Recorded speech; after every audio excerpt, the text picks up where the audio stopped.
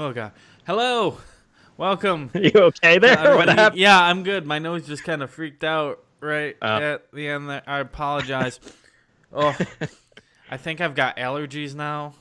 I'm trying to get over them, but I'm doing absolutely nothing to get over them. So I guess I'm not trying. I'm Darren Bell. I'm joined by Chris Walczyk and Steve Petrella. This is Utterly Geek, your weekly video games podcast with three asshats who think they know a thing or two, but just talk out of their ass most of the time. Yeah. Especially talking my ass. Yeah. I don't think I know shit. Yeah, I know that I talk out of my ass. Yep. So there you go. I think I know I talk out of my ass. Yeah. Therefore, I do talk out of my ass. Isn't that the great philosopher once said? Yeah. That's about right. Testicles once did state. Yeah. Testicles. So we're gonna talk about video games. We're gonna talk about the industry. We're gonna talk about news. But we always like to start off with, what have we been playing this past week?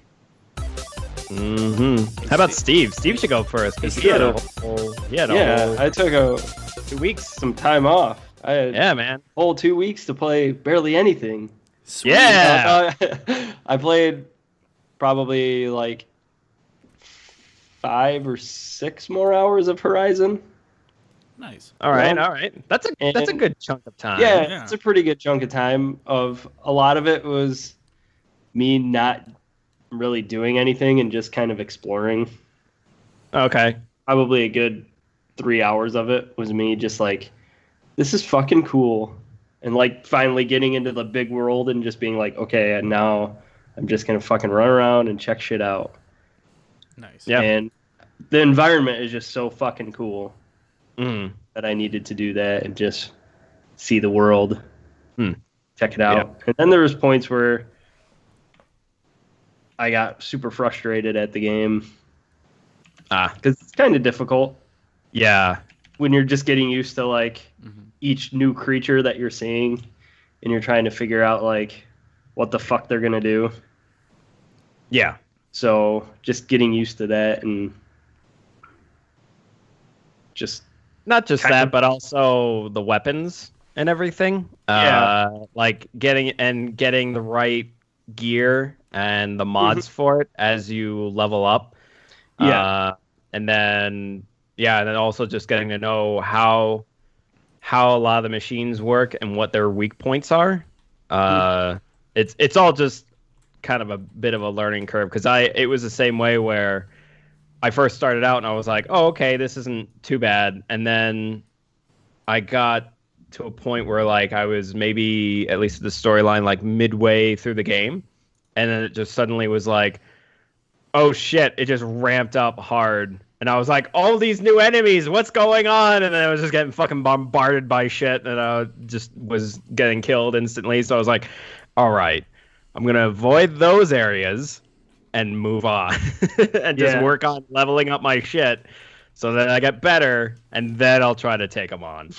I think that's where I kind of got frustrated too, was it was my own fault because I'm just running around and like checking things out and there's areas that you're not supposed to be in yet. So the enemies are ultra hard and I'm like, I want to fucking get through here and check this shit out. And I was just like not doing the story. And then after a while, I got too frustrated. So I was like, okay, now I just have to do the story, level up, get my character nice. Cause I think the leveling system and the way that the world works is a lot like Witcher. So it's like these creatures over here are harder and you need to be level 18 to fight them. Right. And I'm level 11 right now. So I need to play some of the story. Because you can beat them when you're like level 14 or 15. Right. They're still pretty hard, but you can still beat them. But it plays, and then it's got the elements of Far Cry and stuff. And I think it's a good marriage between those two worlds of RPG and like third person like adventure game. Yeah, definitely. I think it's and the story is really cool. There's some times where I'm like, God damn, there's still a little too much dialogue. And I like kind of skip through. There's points where I don't care about the cutscenes that much either. Mm-hmm. Where, like, I like them, but there's points where I'm just like, okay, I know what's gonna happen, and I don't really care to watch this cutscene. Mm-hmm. But that's like any big RPG for me, at least. Like, I'm not one of those people that sits down and reads and listens to everything. Like, I got the gist of it, and then I skip through. Right. Like, this is too much. Okay, I just want to play. Yeah, I had a few instances where it was just like talking to people, and I'm just like, no, I just want to get back to hunting and killing things and gathering and upgrading my shit. I don't really care. Yeah. Let's just keep going. Because there's a certain characters that I like and I enjoy, and then there's a certain characters that are just, because there's so many of them, they're just fucking stale. And you're just like, okay, yeah, you're just like this other dude that I just ran into, and I don't care to listen to anything that you say. But no, I really love the game. I'm enjoying it a lot, though. Nice. It's definitely, I haven't played too many games this year, but it's no doubt one of the best ones I played this year. So I'm looking forward to putting more time into it and finishing it off. Yeah. Hopefully within the next couple weeks, or at least maybe even a week if I charge through it. Right. Nice. Yeah, see, there's something about a big open world game like a Horizon or a Zelda. Like, Zelda was really difficult right out of the gate, and it sounds like a similar thing. But once you get a handle on those systems, as long as I craft a world that's interesting enough to be in, yeah, that's what'll propel those games forward. Witcher does this, Horizon does this, Zelda does this, and that's really what makes or breaks it an open world game. Yeah. Like, if you look at the original Watch Dogs, like, Chicago wasn't really depicted well. There were more problems than just Chicago. But... Oh, yeah. Yeah, and I definitely think Horizon, as far as, like, an environment that's original, they're definitely getting one. Like, I haven't really played a game that has an environment quite like, I mean, it looks like it. It looks like other games, but it's like it has that little twist of originality that I don't think a lot of AAA titles have. Yeah. So it definitely keeps you interested because you're just like, this world is, because it's also a nice marriage between the old and the new, you know, and like the future and the past, and it's just a really cool setup. Fucking robot dinosaurs. There's really nothing else you need to say. And you're just wondering, you're getting little smidges of information from like these little data things and these dialogue chips of people that you find. Yep. Just data dumps. Yeah, just like little data dumps. And I find those actually really interesting. Like, I love finding those. Because you're like, okay, why is this world the way it is, and why are there fucking robot dinosaurs? Like, what the shit is going on? Collectibles that are actually worth it. Yeah, exactly. And it's just cool. It's like, and the little extra collectibles are funny too. It's like, hey, this is a trinket, like this is a container or whatever, and it's a fucking mug or something. Like, this is an old container and it's a mug of like some company. It's just like it's just cool little things like that. See, but that being said, I don't think in a game like that I would want all of the expositional, like, historical data as these big giant audio data dumps. That was a big problem I had with Titanfall 2, where there's that one audio file right toward the end that really outlines all of the motivation of the bad guys, but it's like 11 minutes, and it's in one spot, and if you walk too far away, you don't hear it. So, like, it grinds the game to a halt, and you're forced to just sit there and listen and not actually engage with the game while you're listening to it.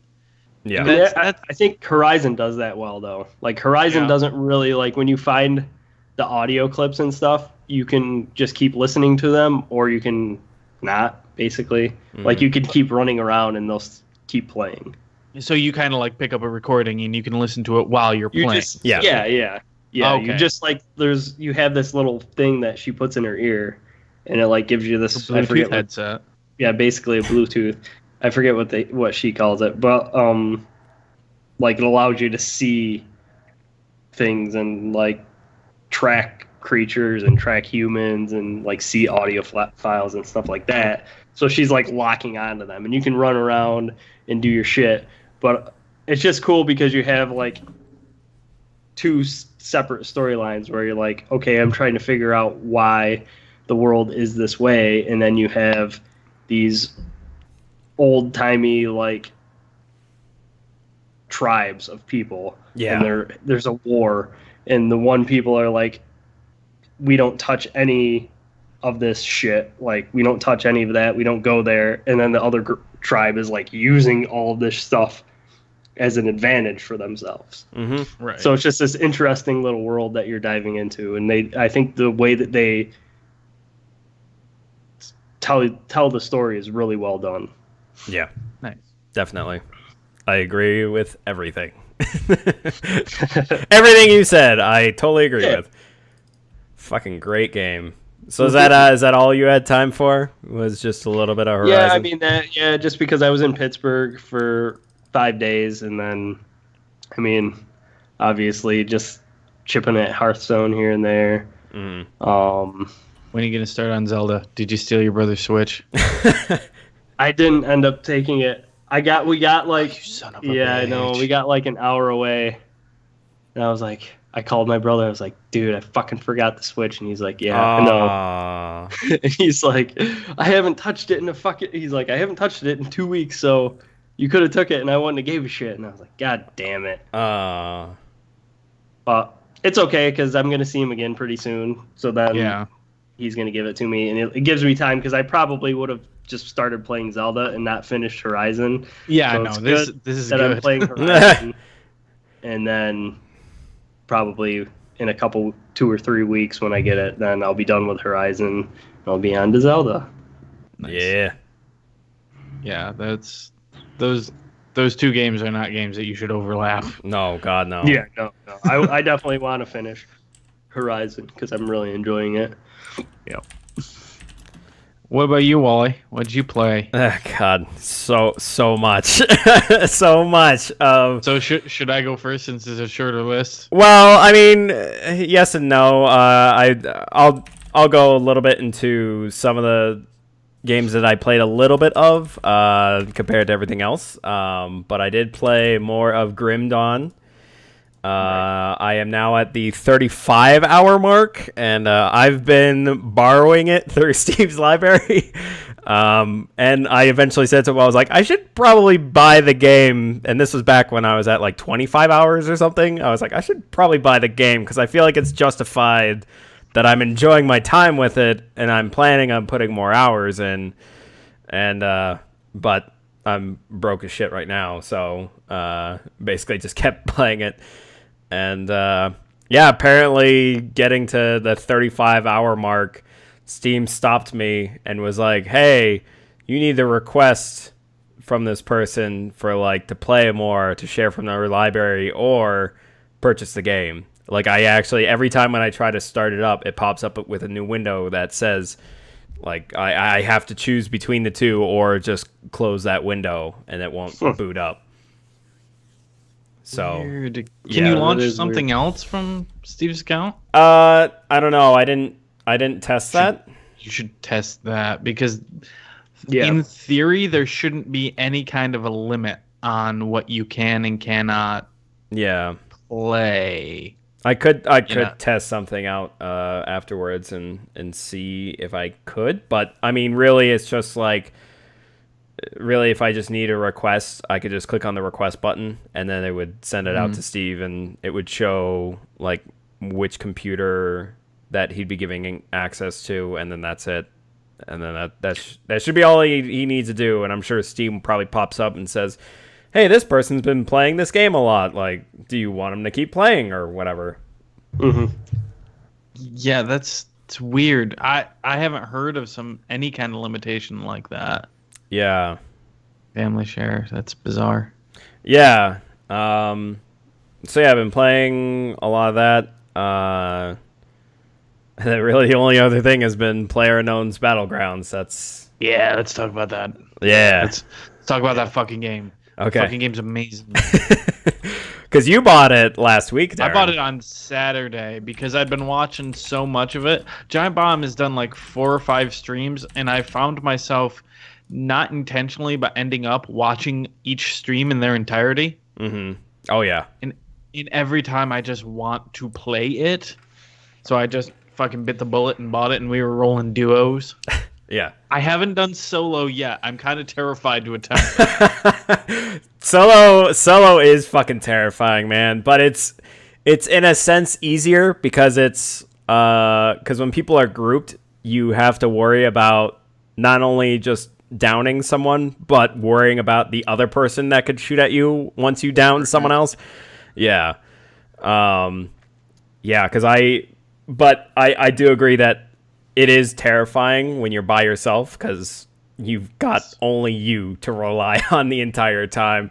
And you can hear fucking people stomping around in a building that you're in while you're trying to search for shit. But they're looking around, and you're eventually going to run into them. And a fight will fucking happen.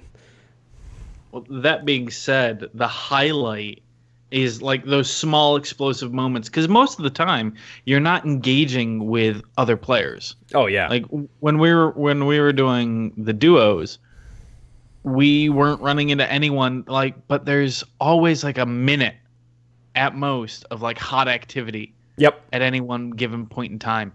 And like the highlight of the entire goddamn session was when we were scouting out this one little tiny house, and it was real early game. I barely had a shotgun, maybe a little bit of armor, if that. I didn't even have a fucking backpack yet. And we hear the car pull up outside. I'm like, oh shit, there's a car. So you just fucking freeze where you are, and I happen to be staring right at a back door. Mm-hmm.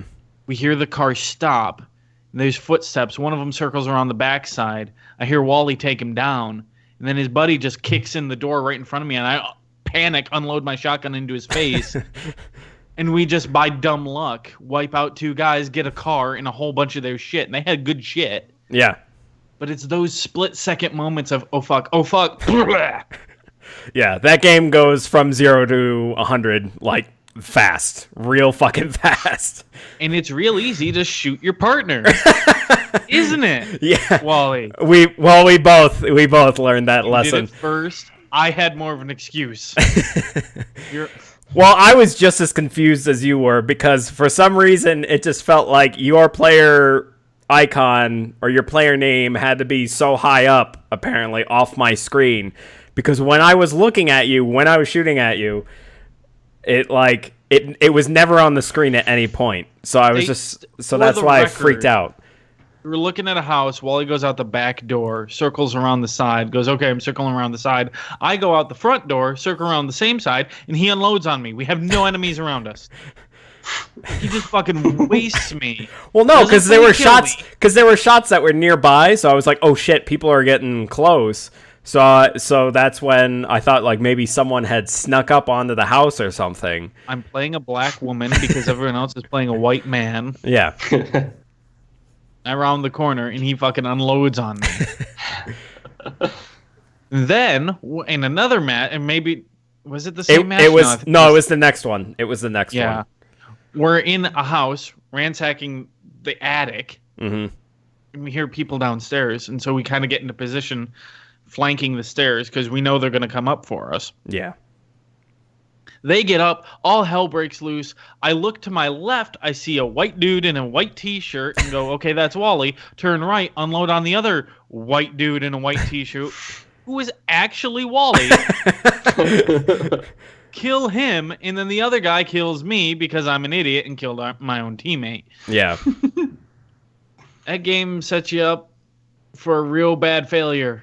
But the thing is, you never feel robbed. You always feel like it's your fault. Yeah. Oh yeah. Yeah. Or you just straight up got outclassed. That's why after I shot you that first time and I shot you until you were downed, I was like, oh god, I'm sorry.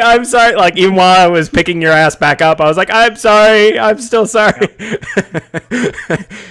I was so fucking confused because I didn't think anyone was around us, and all of a sudden I'm down, like fucking someone's shooting. Oh, it's you dick. Yeah, but yeah, God. What's funny is that with the solo queue that I did last night actually.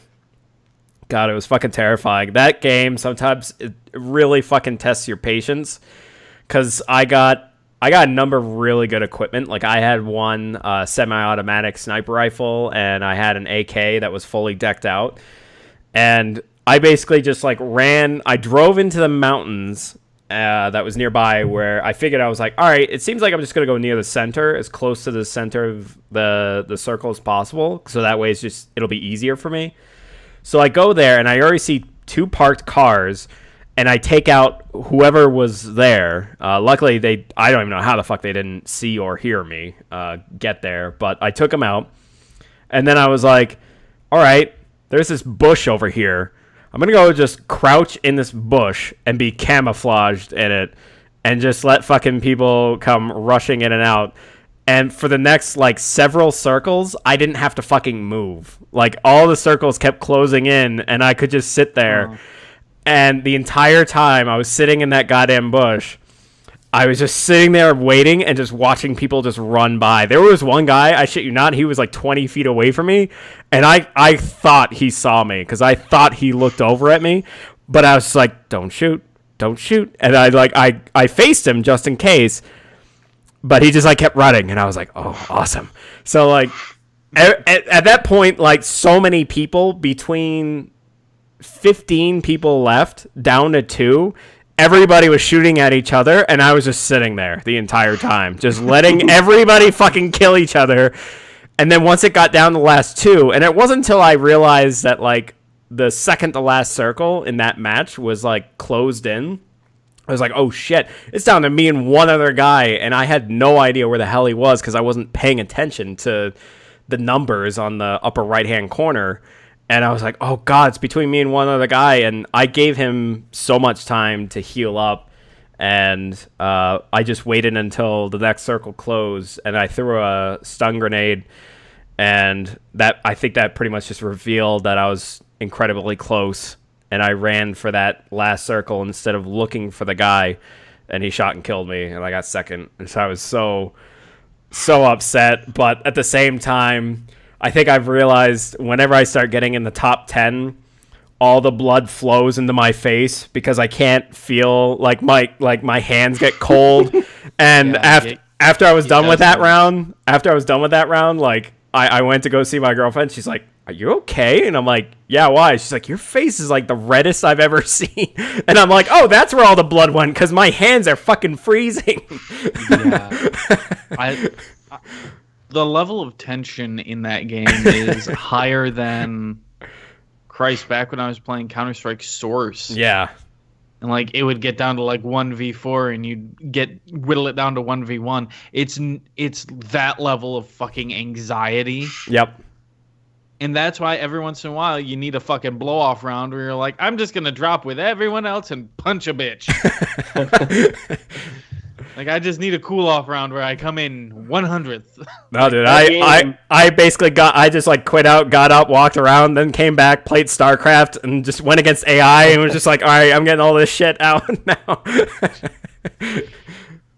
That game is really fun to watch. Yeah. Like, yeah.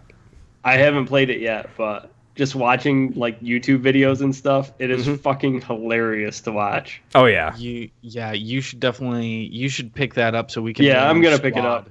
Yeah, I'll definitely pick it up because it looks just ridiculously fun and silly.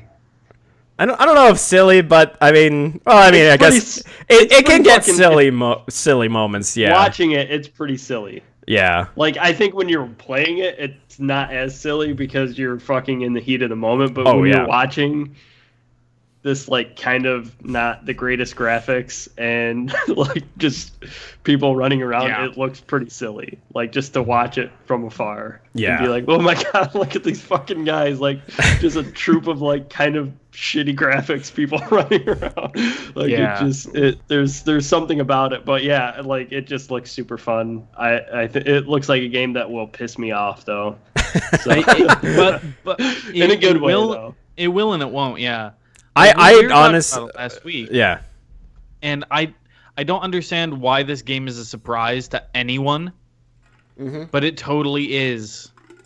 Like, this is the next logical thing with the popularity of Hunger Games, Battle Royale. Like, I've been asking back when Hunger Games came out, make a good Hunger Games game. Here it is. Yep. Why am I surprised that it's good? Yeah. And to go back to what you were saying, Steve, I think that I know I was telling Darren about this. Or pretty much everyone I've talked to about this game, I think every time when I've died in that game, I've never felt angry or upset. It's always like I either just laugh or I'm just like, ah, shit, you know, he got me or whatever, or I'm laughing because it's like a really ridiculous situation, or there's just so much fucking gunfire and explosions going off or something. But I don't normally ever get frustrated whenever I die just because it's fair.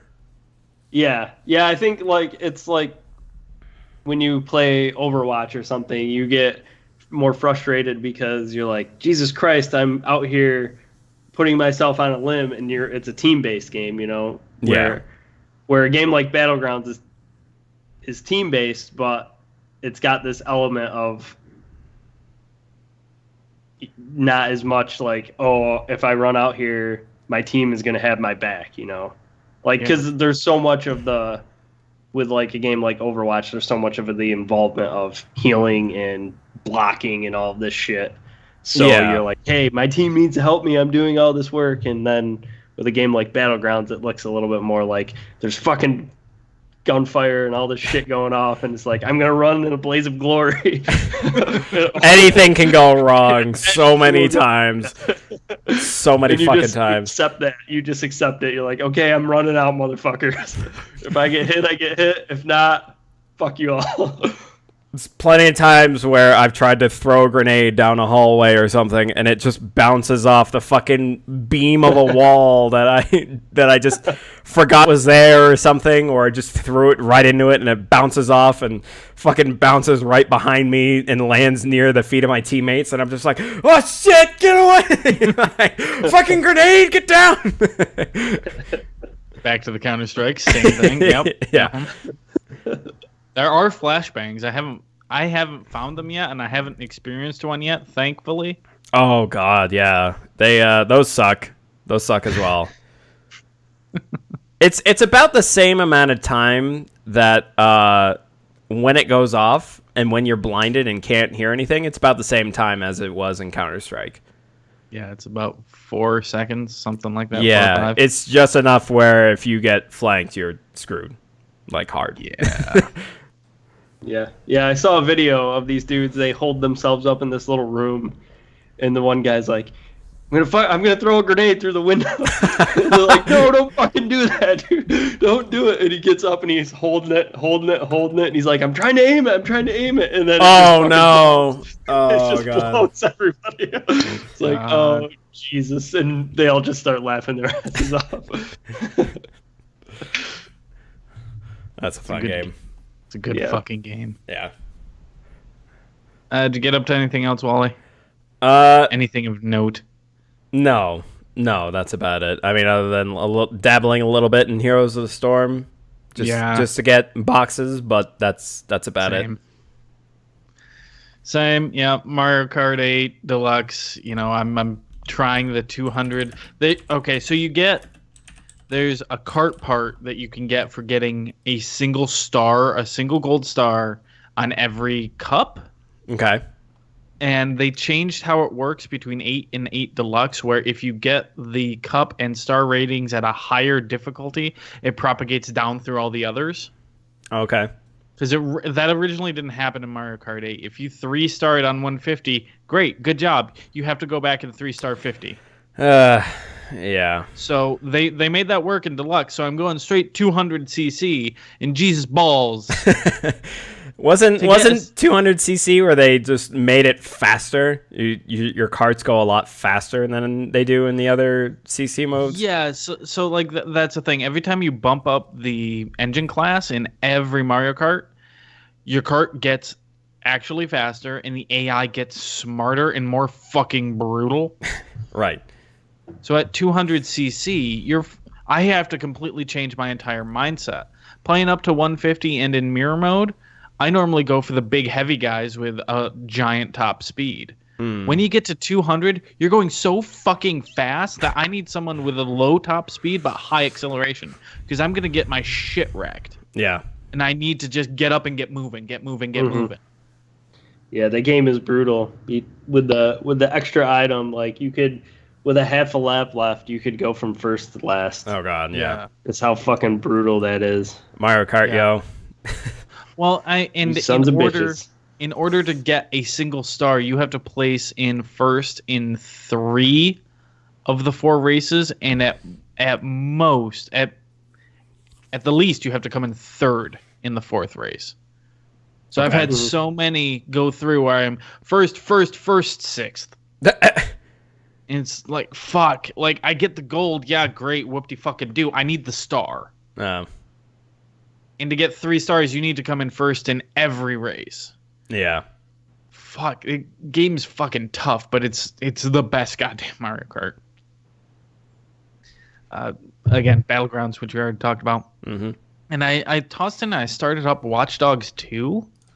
And I've got... Watch Dogs 2 is pretty good. It's pretty well written. Mm-hmm. And in contrast to Watch Dogs the first, which I've never played all the way through. I didn't get too far. I got a couple hours before I just dropped it because I had zero interest. Same here. Like I got like an hour and a half in, and then I was like, okay, great. Yeah. This isn't really as exciting as I kind of wanted it to be, but whatever. Yeah. Whereas Watch Dogs 2 is like the polar opposite of that. You start off, your first mission is to delete yourself from the CTOS system, CTOS 2.0. That's like your initiation into DedSec as this character. Yeah. And in the background, the other characters in your crew are like, whoa, this guy's a registered gun owner. He's got a gun. Is that a problem? Like, no, we'll work around with it. Like, they kind of drop that line in to make it like, whoa, shit, this guy's got a gun. Mm-hmm. At the end of the first mission, you end up in your headquarters, and they got a fucking 3D printer that just prints military weaponry. So, like, it's a huge, glaring inconsistency. Yeah. But I'm willing to overlook it because all of the characters are written so well. Like, I'm playing the game completely non-lethally. Yeah. I'm playing it in a way, you get a stun gun that has unlimited ammo. It's super long to reload. But the way it feels is like, this feels like the closest thing to a Mr. Robot, the video game that you will get. Each of the different characters in your crew is a really well written, and they feel like real people. Mm-hmm.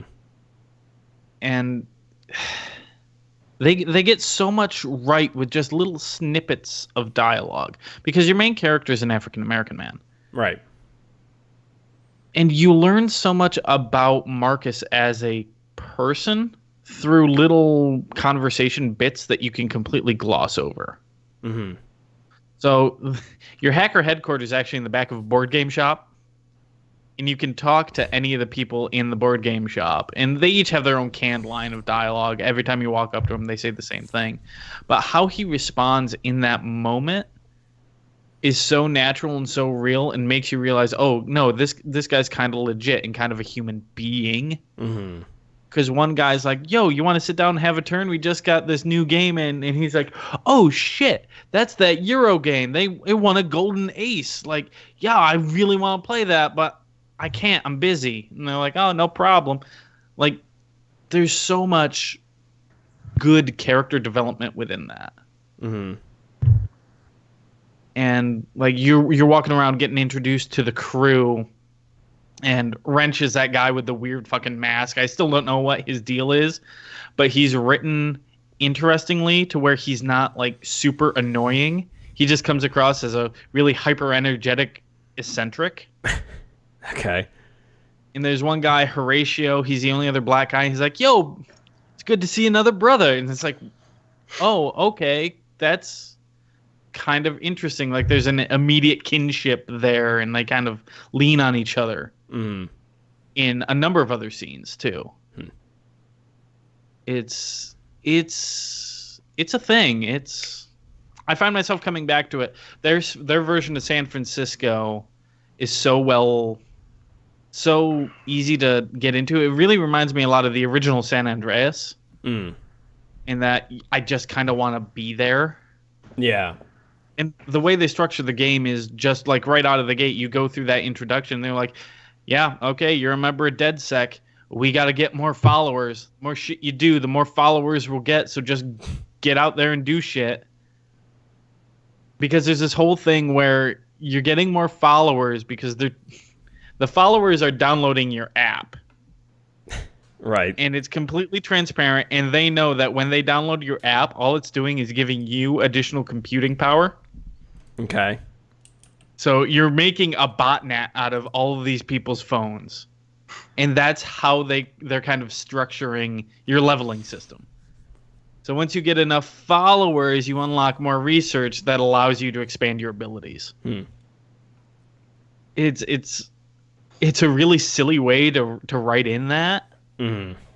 But it's good. It works. I'm saving up money to get a paintball rifle because if they call it a paintball rifle, I will definitely use that as a non-lethal alternative. So otherwise, do you just knock the people out if you use the paintball gun? Just shoot them enough times that they'll get knocked out? I don't know, because it's really fucking expensive and it looks like a military rifle. It's just called paintball gun. Okay. So I don't know how that works. It just doesn't make sense that they would make a point about, yo, he's a gun owner, and then you just have a fucking 3D printer that prints guns. You can, however, unlock an ability to have like a gang roll up and just fucking waste everyone there. Yeah. So instead of you doing the killing, a gang can roll up and be like, yo, you talking shit. Brap! And everything's gone. There's lots of dumb to be had in that game, and it's pretty great.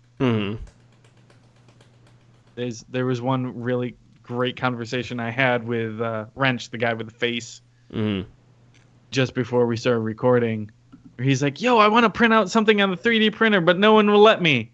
Like, okay, what do you want to work for? What do you want to print out? He's like, I don't know. I haven't decided. It's either going to be a dildo or a cat. Like, wait, what? He's like, they're printing all these guns. Why they got to look like guns? I just want, like, a dildo or a kitty cat or maybe a fucking unicorn. Like, it doesn't have to look like that. People just think, oh, look, he's carrying a cat. And then all of a sudden, its real purpose is unfolded. Like, okay, you have fun with that. Like, that's the point of the conversation. There's no narrative thrust there. Is just that it's not a part of any mission. One of the first missions I actually did was a take on the Martin Shkreli buying the Wu-Tang Clan album. Where you pose as this big rapper to sell an exclusive album to a big pharmaceutical bigwig. And actually just steal all of his money and put it toward leukemia research because he just jacked the price of leukemia medication. Like, it's kind of on point with current news. It's an interesting thing. And it's also real fun to play. Watch Dogs 2. It's a thing. I just haven't really said the worst tagline I've ever heard. What? It's Watch Dogs 2. It's a thing. It's a thing. There's something going on with Watch Dogs 2 that allows it to transcend what the first one was. Yeah. I think it's the overall tone. It's a lot more colorful, a lot more bright. Yeah, I think they just learned their lesson from the last game. They were like, fuck it, let's just go like almost similar to Saints Row, where they're just like, all right, fuck it, let's just make it not over the top silly, but silly enough. Right. Like remember, have people remember that it's a video game. Right. Yeah. Well, that was about all I really touched on this last week. So why don't we shift on over into the news? We really don't have a lot of news this week. But first up, Vanquish is in fact coming to PC. It has been announced. Yeah. I did not see the release date on that. I don't think it's out right now. No, I believe they said summer. Yeah, let me take a look real quick on Steam because it's coming to Steam. They're currently running a deal. Actually, it's coming out May 25th. Oh, there we go. Yeah, out in 9 days. Nice. They're running a deal too, 25% off of Vanquish for all owners of Bayonetta and vice versa. Mm-hmm. So for $35, you can get both Bayonetta and Vanquish On PC. on PC. Given the state of that Bayonetta port, there's every reason to believe this will be a high quality port. Oh yeah. Weirdly enough, I have seen a lot of port reports on Bayonetta, and everyone says it runs incredibly smoothly and stays at 60 the entire time. Yep. Yeah, I mean, Nier was a pretty good PC port. They've been knocking out of the park lately. Mm-hmm. Platinum with those. Yeah. Let's see. Let's do this smaller piece. BioWare Montreal has been reprioritizing their projects, and in light of the performance, the sales performance and critical reply to Mass Effect Andromeda, they are going back to the drawing board for what to do with Mass Effect. Yep. Which I think we all can agree is probably the right choice. Yeah. Yes. Oh, yeah. I think they have seen the backlash for Andromeda, and so now they're like, oh shit, they're it's good. Yeah. I mean, they have to be more aware. I mean, after the ending of Mass Effect 3, now Andromeda coming out as like kind of a Yeah. They really want Mass Effect to be their big blockbuster, and they just missed the mark. Yeah. So make us our really sweet Citadel CIS game. CSI, the Citadel. Right. And I'll be happy. It's kind of a shame because it seems like they were still pumping out some pretty big updates with like a lot of polish or more polish that they were adding to it. To a point. I saw a couple of questionable things that they did for cutscenes. Yeah, some of them not so great as others, but yeah, I mean it's not just that, but they're also having BioWare Montreal all hands on deck for Battlefront, which I find weird, considering like they don't really have any part in it. Like they don't have any part in it with the multiplayer or the single player or their like third mode. I forgot what the hell it was. There was like 3 different groups working on it. Because Criterion was working on the single player, Right. DICE was working on the multiplayer, And who was working on the space flight stuff? Motive. Yeah. Jade Raymond's Motive Studios. Yep. Yeah. So maybe they're just in as a like polish this up, test this out type stuff, like support. Because that's what BioWare Montreal was for the original Mass Effect games. Because that was they were originally the team that was like, hey, fucking check this shit out, test it, make sure it works, report back to us. Like that was the team. So, but yeah, I don't know. Maybe it's also because they have dealt with the Frostbite engine, so they kind of have somewhat of an idea as to how it works. Not fully, clearly, but you know, a first attempt at it with a full-fledged game. So, you know, they had plenty of experience with it. See, and I don't think Mass Effect Andromeda was a problem, straight technical issue. Their biggest issues was with premise and writing. Yeah.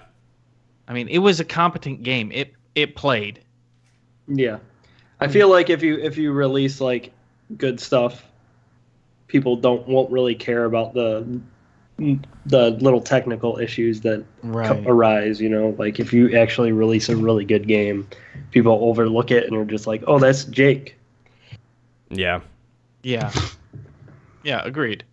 And I just think that they got handed, or they wrote a mediocre script at best. I think the best way that I have heard of how the writing of that game is that someone attempted to write like Joss Whedon and failed miserably. I think that's what happened. Yeah. That's pretty much what a lot of people said. That's what it sounded like, at least with a lot of the dialogue. And after putting 85 hours into that game, I totally agree with that statement. I mean, some of them is like really fucking good and had me laugh a couple times. But yeah, a lot of the other moments were just like, yeah, this is an attempt of someone in the writing team was trying to be like Joss Whedon here, and it didn't hit right. You know who's hot right now? Joss Whedon. Make a Joss Whedon game. That's probably how that meeting went. Probably. And I think now, after releasing that and Mass Effect 3, which I like Mass Effect 3, but them releasing both of those games, which kind of left a bad taste in people's mouths, gives them more incentive to say, all right, we have to fucking really knock this next game out of the park, or else Mass Effect could be dead. Mm-hmm. And now for something completely different. Yeah. So that's kind of what they have to do now. Mm-hmm. Yeah, I think you hit the nail on the head there, Steve. Mm-hmm. Let's hope they pull their shit together.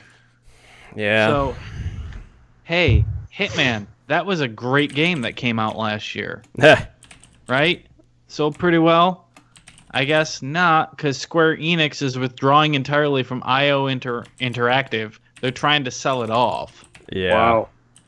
That was reported early last week. I want to say Tuesday, maybe Wednesday. I'm not sure. The days are a blur, but it was questionable as to what the future of IO was going to be, because Hitman is a Square Enix property. Yeah. It is not an IO Interactive property, but they've made arguably the best Hitman. Yeah. Later in the week, there's a rumor circulating that IO might retain the Hitman rights, and that there is a season 2 coming next year. Mm-hmm. But right now, it's all up in the air. Who actually knows? But this is not a good.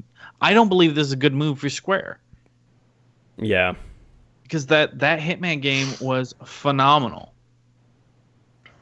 Maybe they just are looking at it as that's like outside of their realm of what they want to do as a company, like, because it's pretty far off from a lot of their other games. So maybe they're just like, hey, we're strictly like, that's not really our bag anymore. We tried it, and maybe they didn't like that because I mean, a lot of people thought it was a good game. A lot of people thought it was a horrible game. So maybe they were in the realm of saying, we don't really like this. It's not our style of game. Yeah. So they were like, okay, maybe this is our last Hitman game, and if they want it, they can have it, type thing. Which, I mean, does suck because they got the money to back it, and now for all the people who really love that game, might not get another one. Yeah, you might not get another one. Well, so, you know, Hitman's been a series that has had its ups and its downs. Oh yeah. Silent Assassin was an amazing game. Blood Money was even better. Yeah. Yeah. And then was great. Then there were the terrible slide back years, and this felt like more of a return to form. Mm-hmm. Like, Hitman's finally back. It's going to be this big thing. It's going to be wonderful again. But if this ends up being the Hitman swan song, I don't think you could have done better. Mm-hmm. Which is weird because they had a little bit of a rocky start with their whole season episode thing. Right? Yeah.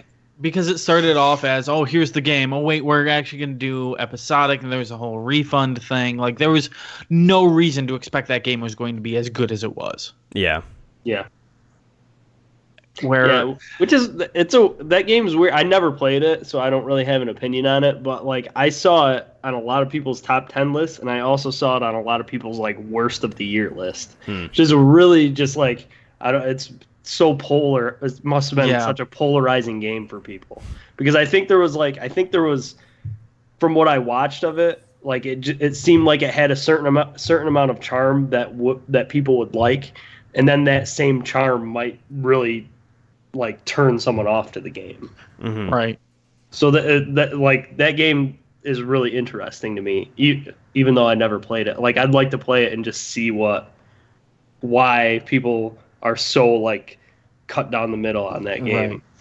And everyone that I'd seen that had panned it and said that it was a terrible game, I think the ones that I had seen had all tried to play it like a shooter. Just tried to run through and kill this guy. Okay, I'm going to gun all the guards down and just gun him down and then run out, which is not how you play a Hitman game. Because I was actually about to say, I wonder if the people who didn't like the recent Hitman game, what did they give for a score for Absolution? Yeah. If they even played Absolution. Yeah. Like, yeah, I don't know. A lot of that game comes down to being patient and being methodical. I mean, that's a stealth game. Oh, right? Yeah. And stealth games are kind of niche. Yeah. Mm-hmm. Yeah. They're definitely a hit or miss for people. I think you would definitely love this Hitman because it's so well done as a Hitman game. Yeah, I mean, I haven't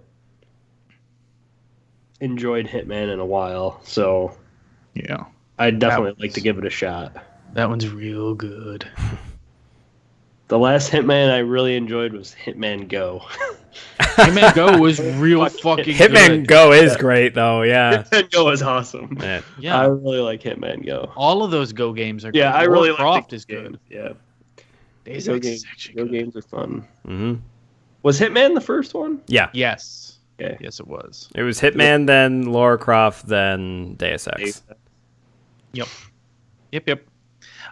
I hope there is a bright future for Hitman. Because I know there is demand for a sequel to that game. Oh, yeah. Yeah, and I think if Square doesn't want it, hey, give it to people who do. And give it to people who are going to care about it. Give it to IO because they've proven themselves. Yeah. Or sell it to IO because I mean not give it, but sell it off to someone who really is going to put the care into making a good game. Exactly. Especially if you don't want to. Don't just say, "Oh, well, fuck it. No one's getting this game." Yeah, like that. If someone wants it and they're going to take and like put all hands on deck and release a great game, then why not just sell it to them? Did we lose Darren? Uh-oh. Oh, no. Hopefully not. Darren, Pro's face. At the very least, if no one picks up Hitman, hey, what's there to say that there's a game that wouldn't exist that has all those mechanics from a Hitman game, but just doesn't have Hitman on it? Yeah. It's called Tenchu. I want another good Tenchu. Yeah. I think it's time to try Tenchu again. Yeah. I agree. God damn it. I was thinking about that today. Like, God damn it. I want another Tenchu. Yeah. Call me crazy. Let's see. Hey, we've got it confirmed from Nintendo of America on Twitter. Their E3 2017 presentation is Tuesday, June 13th at 9 a.m. Pacific Time, noon Eastern Time. For a look at Nintendo Switch games for 2017, including Super Mario Odyssey. That seems to be their big one. Oh, yeah. Makes sense. And of course, Metroid games, man. Yeah. Of course, they're gonna highlight Mario. So I think you start off the presentation with the Smash board, something that people think they know is coming. You start with that. I'm hoping for a Metroid. hoping for a Metroid. You know where I stand on that. We will find out. I will believe it when I see it. In less than a month. I mean, there have definitely been some fucking rumors brewing about them having Metroid games in the works, but Certainly. It's definitely one of those things where We talked about it last week while you were in here, Steve. I'll believe it when I see it. Yeah. Yep. Well, I know because that was when the rumor came out, sadly, and I wasn't able to make it, but fuck those guys. Just let me know. Yep. We are less than a month away, and given the popularity of the Switch, you should only hope that that's coming. Yeah. Oh yeah, and they need it because it's starting to wane right now. Like the Switch is getting hated on pretty hard right now. Like, as far as like people just saying, "I'm not touching it."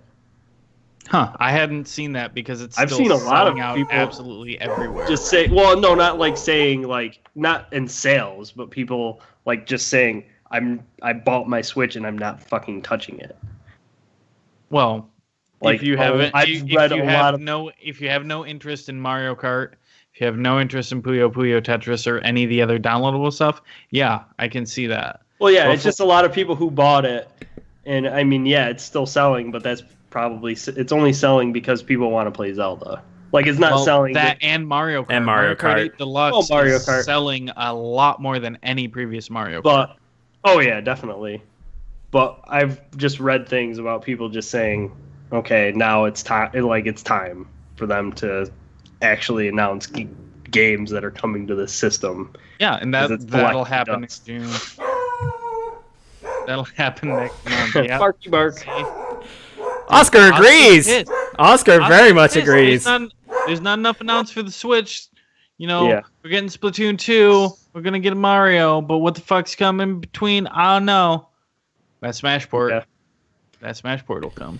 Yeah, I think Smash will help greatly, and then with a new Mario game.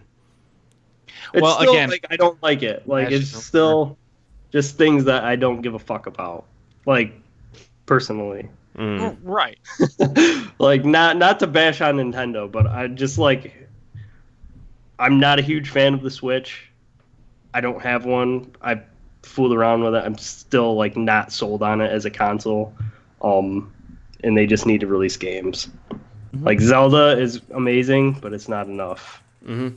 So come on, Nintendo, fucking do this shit. They will. I mean, look at what they've got out right now compared to the Wii U or even the original Wii. Absolutely. Like, it's had an amazing opening salvo of games. Yeah. We're 3 months out from launch, and there's already 3 or 4 big first-party games that have come out for it. Yeah. So I think they're a lot better than what they've been doing. Yeah, certainly, and they are aware of the issues that they have had at hand. Yeah. So come on, swing big, swing for the fences at E3. Oh, yeah. I feel like they're going to, but yeah. Given their whole change of pace and their forward presentation as of late has been completely revamped. I'm curious. Plus, they're starting to pull out on other projects and starting to focus on other things, mainly the Switch, which they fucking should. Yeah. They're definitely getting a lot of third-party support because the Switch is so popular. Oh yeah. At least. Where a lot of people are like, well, we have to make games for this because it's selling like a motherfucker and no one's buying Xboxes, and I'm sure PS4s are lowering, People are definitely not buying Xboxes. Nintendo has released more exclusives than Xbox has, and all that. Which that is just fun. That's a fact. Well, no, EA actually made a comment today in not today, but this last week in an investment call saying that they're bullish on the Nintendo Switch, which is a huge tonal shift from that presentation they had in January, where they're like, yeah, I guess FIFA, here you go. Yeah. And that was all they did. They didn't even show any footage. It was just the FIFA fucking logo. They're like, yeah, sure, hooray, Nintendo, whoop, fuck. Yeah. Yeah, now it's like, oh shit, 3 million people bought that fucking thing? All right, we're in this. Yeah. Yeah, and I'm curious to see what EA ends up pulling out of their ass to put on that thing. Mm-hmm. Like, cool. I'm really looking forward to E3 this year. It's gonna be a weird one between Scorpio, Nintendo needing to put out big titles, and Sony to keep their momentum going. It's gonna be a weird one. It's gonna be a weird one. I don't think it'll be hard for Sony to continue that momentum. No. Honestly. No, I don't think so. They're sure as shit gonna have a new trailer for God of War. Because it's been a whole year since we saw a gameplay trailer, so that'll definitely fucking happen. Death Stranding for sure. Maybe something for The Last of Us? Maybe? Probably. Probably. I think something for Last of Us. Yeah. At least the trailer. Yeah. Maybe gameplay that's like a couple minutes long or something. Yeah, that. I think they'll have a new trailer. But yeah, and then but also that zombie game that they showed last year, they might go a little bit more in depth with it. In Detroit. Yeah. We will see more Detroit. God, I hope so. Detroit. God, I hope so. Oh my God. Yeah, well, it's going to be an interesting E3. E3 is always interesting. I always love watching it. Even if there is a horrible goddamn, like, another Wii Music year for Nintendo. As terrible as those are, it's like a slow motion train wreck. You can't look away. Or just any Ubisoft press conference. Just Mr. Caffeine. Just pull any Ubisoft press conference up, and you'll get that dosage every year.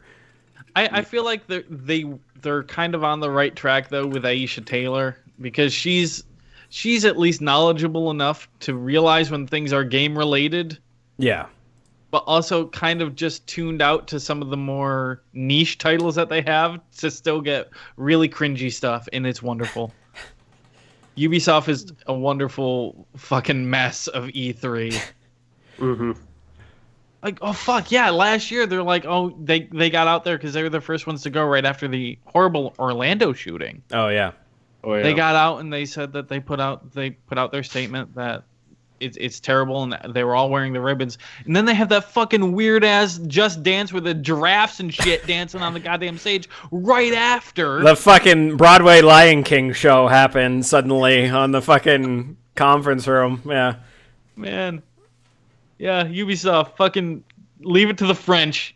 It's great. It's great. E3. We're less than a month away. I'm excited. I'm happy. Let's see what else do we have in the news here. Oh yeah, Alan Wake is going to be removed from digital stores due to music licensing issues. I don't know if you can buy it right now. I think so. Yep. Yeah. You can currently still purchase on Steam for $10. You can buy. Oh wait, no, you can't. It's gone now. Oh, motherfucker. Oh. Shit. You can buy the DLC, but you can't buy the game. Which I think the DLC is a standalone thing. You don't need the original. Well, that's American Nightmare. You can get that for $10 right now, but that's also going to get pulled. So you won't be able to buy that for too much longer. Okay. It was available on GOG for a hot minute. I have it on GOG. Let's see. I think I've got it on Steam, actually. Yeah, no, you can't get it. You can only get American Nightmare now. Wow. So unfortunately, we podcast too late for you to catch. It was a sunset sale. It was 90% off across the board. Oh man! I've been wanting to play that game for a while. Yeah, I've had it for a real long time. I just never sat down and played it. It's one of my favorite anti-DRM policies is what they put into that game. If it detects a pirated copy, it doesn't change the game at all. Just Alan Wake has a pirate eye patch throughout the entire game. That's awesome. But it's got like it's not just an eye patch. It's got a skull and crossbones painted on it, so it's really fucking stupid. It's pretty great. So yeah, sadly, like I hate it when games do this, where they have music licensing deals, where they end up expiring at one point. Look at what happened with GTA San Andreas. Yeah. They ended up porting the mobile game to PC on Steam. So, is it like an issue of their soundtrack itself, or is it like an issue of a song that they used? It's an issue of the music licensing within their soundtrack. So it's a song that they use that they licensed for X amount of years. And because it was originally made for Xbox 360, the idea was they'd only be pressing discs for so long, so that didn't really matter. Mm-hmm. Digital distribution wasn't a concern at the time, and it's the same thing for Grand Theft Auto. Mm. So now game makers have to be a lot more aware of that kind of licensing deal, given the long tail on digital distribution. Yeah. And that's why I think gaming music is amazing right now, because I think they're putting a lot of like effort into just creating their own music and using these amazing composers. Yeah. That are just like Horizon's music is so good. It is absolutely amazing. God, yeah. Like I really fucking love it. Yeah, it's really good. I have not listened to any of it, so Yeah, it's really good. It's on Spotify. Yeah, so- You can take a little sample of it. Listen to it. It's fucking great. It's split into 3 different sections where it's like the first section is all music that involves with the story, and then the other 2 is all music that's all ambient or battle music. cool. Oxenfree also has an amazing soundtrack. Oxenfree has a great soundtrack. But on the flip side, you have games like Life is Strange, where their licensed music is used perfectly throughout the entirety. Oh yeah, the licensed music is great, but their score is fucking great. Yeah. As well. Yeah. Like it's really good. Just Yeah. You can do it well in both ranges, but I definitely think like more games are getting these amazing composers, and even like indie titles are getting really good composers to do their work for them. Yep. Yeah, it's what was that game? It was the pixel top down sorty shooty. It was last year. Fuck. Enter the Gungeon? No, not Into the Gungeon. Into the Gungeon didn't have the same mindset that I had. Whatever. There's a lot of really good songs. There was a lot of good like little indie titles last year that had great soundtracks, like Undertale and Axiom Verge. That came out in 2015, maybe. Yeah, Hyper Light Drifter is what Hyper Light Drifter. That's okay. good. Or Moon Hunters has an amazing soundtrack. Mm-hmm. Man, yeah, soundtracks. It's something they have to keep in mind going forward. A bit of sad news coming out today. John Seigan, the voice of Solidus Snake, has sadly passed away. Aw. Yeah. Yeah. Solidus from Metal Gear Solid 2, Sons of Liberty, the only game in which he makes a full appearance. Mm-hmm. He was 63. Yeah. Damn, that's young. Mm-hmm. Yeah. Yeah. It's time to replay Metal Gear Solid 2. All right. I know. God, like yearly, I want to play through all the Metal Gears. That's a lot of gaming, dude. I know. I did it in prep for 5. That's true. So you know exactly how long it would take you for those games. I mean, I know for myself, I'd fucking be able to tank through 1 and 2, no fucking problem. 3 as well. Quickest. Yeah, and then 4, you're just watching a movie. So I mean, whatever. Yeah, I still can't believe that there are chapters where you literally just turn around and walk through a door, and then that's all you do between 2 giant cutscenes. Chapter That's 2. Chapter 2. That was basically all it was when you're in France. Europe. Yeah, and but that was it for news that I had caught. There were a couple of days where I was out of commission. So did I miss anything during those times? No, you pretty much got everything as far as what I was interested in. Yeah. Yeah. I know. I was afraid that you were going to miss Vanquish just because it was like literally the next day after last week's podcast that they announced that, and I was like, shit. I wish they just waited a little bit longer or something. Right? No, I'm not gonna miss that. Damn right. That'll kick us over to emails. You can email us at utterlygeek@gmail.com. That's utterlyg33k@gmail.com. If you send them there, we'll answer them here right now on this show. We didn't get anything new there, but you can also watch us live Monday nights at roughly 7:30 Eastern Standard Time at twitch.tv/cptwally. If you watch us live, you can chime in on the current discussion, and if it's pertinent, we'll bring it up mid-discussion. Otherwise, we'll answer those questions here and now, if we got any. We do not. We do not, None so today. we won't be answering any now, but should you want to, that is, again, twitch.tv/cptwally. Or Monday tweet nights. us. Or tweet us. Or tweet us at utterlygeek. Yeah. UTTERLYG33k. Tweet us, and we'll also answer the Twatterton tweets. God.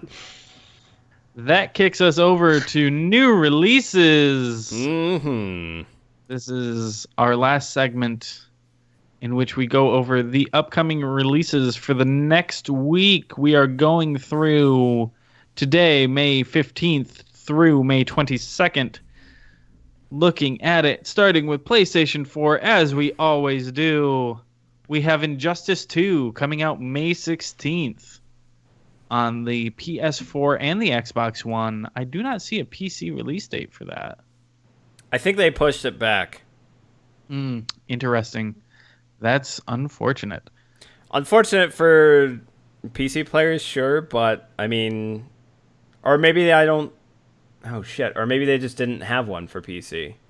Yeah, I don't know if they do for this one. Yeah, I don't know off the top of my head. I haven't been following Injustice 2 that awfully closely. I'm pretty sure that NetherRealm Studios have just said fuck it to the PC crowd and just have not wanted to push anything out for PC, which is unfortunate because there's a lot of people who on PC who play fighting games, and that's one of them that they want to play. But I think with after what happened with Mortal Kombat 10, they were just like, all right, fuck it. Nope, not doing it anymore. We're done. Yeah. We also have The Surge coming out May 16th for PS4, PC, and Xbox One. I've been seeing some pre-release coverage of this. It looks like a sci-fi Dark Souls-esque. Oh, nice. And it looks really fucking good, and a lot of people are saying it's really good. Yeah, I need to rewatch A Giant Bomb quick look because I slept all the way through it. I was very tired and I took a nap. I heard the combat is very much like seems very much like Bloodborne, where you have to do a lot of jumping around and dodging and time your attacks right, as opposed to Dark Souls where you're just holding up a shield the whole time and waiting for the right moment to thrust at them. Yep. You're totally on board for that then. Yes. Shadow Warrior 2 comes out on PS4 on May 19th. That'll wrap up the notable PlayStation 4 releases, at least notable to me. I'm sorry if I missed something that was important to you. It just didn't pop up on my radar. Xbox One sees Watch Dogs 2 No Compromise come out May 18th. This is content that was previously released on PlayStation 4, I believe, also already on PC. So they finally get that content in addition to Injustice 2 and The Surge. That'll be it for Xbox One. Nintendo Switch sees the release of Thumper May 18th. Ooh. Yeah. Oh shit, that was one game I totally forgot to talk about. I played a little bit of that this past week. Oh well, fuck it, we'll talk about it next week. It's fine. Fuck that game. Oh my god, fuck that game. I got to a point where it was just I think I'm done with it. There's no way I'm gonna fucking beat it. It's not gonna happen. See, I think that game's perfect for the Switch because you can pick it up and play it for a couple minutes, get pissed off, and then walk away. And then throw your shit. Throw your fucking Switch. tablet across the fucking... Yeah. Yeah, no shit. Man, I've played that game. I definitely would not play it on the fucking handheld. Yeah. Not handheld mode. Only no, on hell TV. no. Just I think every time I've rage quitted out of that game, I am hitting the exit button. I'm trying to get to that exit button as quickly as I can to be like, get me the fuck out of this game. Nice. That's it for Nintendo Switch releases. 3DS actually sees a few releases over the next week. May 16th, we'll see the release of Cooking Mama Sweet Shop. Oh, shit. On the Nintendo 3DS. A new Cooking Mama. Fuck yeah. If you say Cooking Mama is a bad game... Before the 3DS goes in a blaze of glory, Cooking Mama, baby. Cooking Mama. I will fucking own you. Cooking Mama is amazing. No, it is great. We I've also played it see... before. What? Go ahead. No, I was saying it's fucking great. I agree with you. Anyone who says Cooking Mama's awful or childish or fucking stupid, they're fucking wrong. Yeah, they don't know happiness. Yeah, go to hell, you fuckers. Burn in hell, Cooking Mama haters. Yeah, really. Cooking Mama is great. May 19th, we will see the release of Fire Emblem Echoes, Shadows of Valentia. Or Valentia.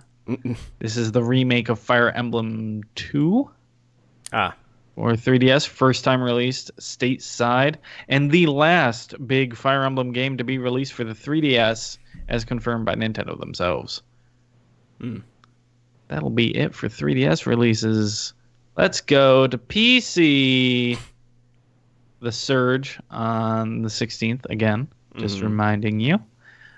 Reservoir Dogs Bloody Days, May 18th. What? Weird. What? Hold on. I'm looking this up. What? Something I gotta look up. Please look it up. Old Man's Journey, a game just for Steven Petrella, May 18th. Yeah, Old Man's Journey. Fuck yeah.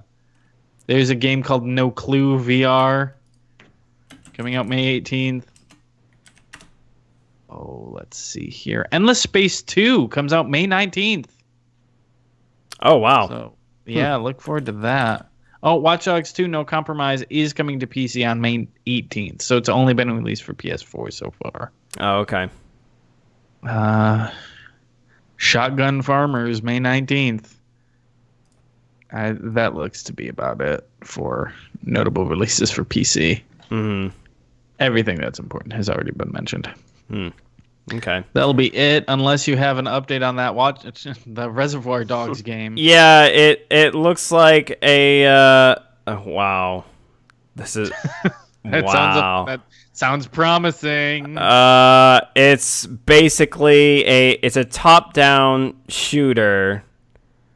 And it's similar to like it's like a co-op of Hotline Miami. Yeah, that's what I was gonna say. It looks like Hotline Miami.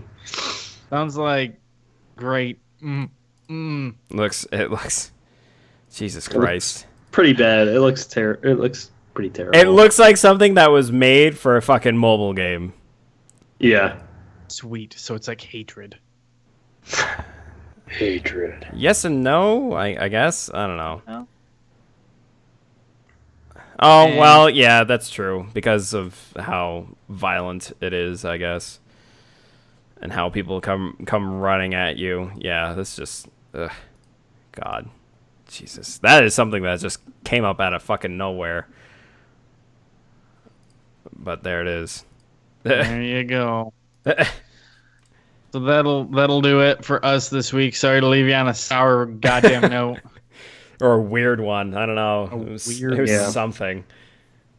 Yeah, well. Go play Surge! World. There we go. Now I changed it. Go play Surge, because it looks fucking awesome. No, go play Surge. Battlegrounds. Or Battlegrounds, yes. Or Battlegrounds, yes. I will fucking stab you with my sickle. Yeah. And also, eat a bag of dicks, Cooking Mama haters. Yeah. Cooking Mama will cook that dick. Yeah. Cook it good. Fucking human sausage, baby. And if you can't cook a dick, don't worry. Mama will fix it. Oh, Jesus. Fucking, Cooking Mama's so good. Like legit good. Yeah, it is. It is. Fuck. Go play Cooking Mama. Fuck everything else. Yeah. Just play Cooking Mama for the Probably next got it for week. like $5 on for 3DS or whatever, or DS. Well, the original one was DS. Yes. How many are there now? Oh God, I don't know. I don't That's- know. Anyway. That's only the first one. Oh God. Oh God, that's right. There was a PETA game based off of Cooking Mama where you actually had to kill and oh man. Oh God, what a mess. There are 3, 4, 5. Yeah, Sweet Shop is going to be the 6th Cooking Mama game. All right. Good And for the them. 3rd one on 3DS. Wow. Good for them. Cooking Mama 2. Dinner with friends. Man, Cooking Mama's great. She's charming. Go play that. Yes, she is. Go play that. Also, listen to our Dissects podcast. Oh yeah, we forgot to even call that out last week. Oh shit! Yeah, that's right. Video is forthcoming. Dissects is a new series. It's Steve's brainchild. And it's where we will go deep down and dissect what makes a game tick. We have our first episode up all about everything. Mm-hmm. But the idea is... Oh no, Darren, your internet connection. How will we ever talk about Dissects if you don't? If you can't talk about it? Well, no one will ever know what Dissects is all about. Well, when Dissects has to do with everything. Oh, there we go.